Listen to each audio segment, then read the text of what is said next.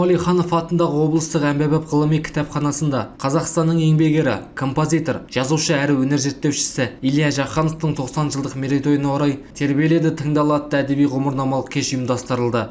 Іс-шараның негізгі мақсаты Илья Жақановтың шығармашылық мұрасын кеңінен насихаттау, оның қазақ өнері мен әдебиетіне қосқан зор үлесін жас ұрпаққа таныту, ұлттық руханиятты дәріптеу. Кеш барысында қаламгердің өмір жолы мен шығармашылығы кеңінен сөз болып, елге танымал Жайлаукөл кештері, Еділ мен Жайық, Теміртау түні, Толағай сынды әндер орындалды. Сондай-ақ оның өмір мен өнер жолына арналған бейнебаян көрермен назарына ұсынылды. Шараға зиялы қауым өкілдері қатысып, мерейтой иесіне ақ тілектерін арнап, оның қазақ мәдениеті мен әдебиетіне қосқан үлесін ерекше атап өтті. Сонымен қатар Жамбыл облыстық ардагерлер кеңесінің төрағасының орынбасары, облыстық Ғұмыр Дария газетінің бас редакторы Жаңабай Миллионов Илья Жақановқа облыстың құрметті ардагері атағы мен төсбелгісін салтанатты түрде табыстады.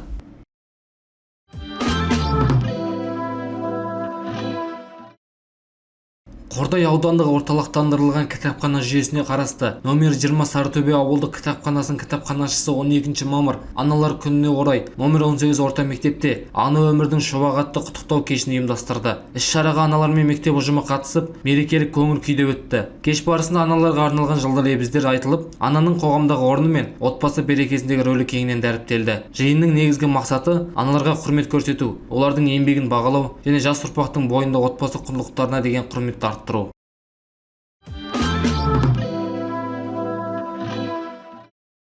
Түркістан қаласы 2026 жылы ислам әлемінің мәдени астанасы мәртебесіне ұсынылып отыр. Бұл бастама Қазақстанның мәдени мұраны халықаралық деңгейде дәріптеу және Түркістанның рухани тарихи әлеуетін кеңінен таныту бағытындағы жұмыстары аясында жүзеге асып отыр. Мәдениет және ақпарат министрлігінің мәліметінше, тиісті ұсыныс халықаралық ұйымдар тарапынан қаралуда. Түркістан түркі және ислам өркениетінде айрықша орны бар. Қожа Ахмет Яссауи мұрасымен тығыз байланысты көне шаһар. Соңғы жылдары қалаға туристік және мәдени орталық ретінде ерекше назар аударылып келеді. Егер ұсыныс қолдау тапса, Түркістан 2026 жылы ислам әлемі үшін маңызды мәдени алаңға айналып, халықаралық деңгейдегі бірқатар ірі іс-шараларды қабылдауы мүмкін.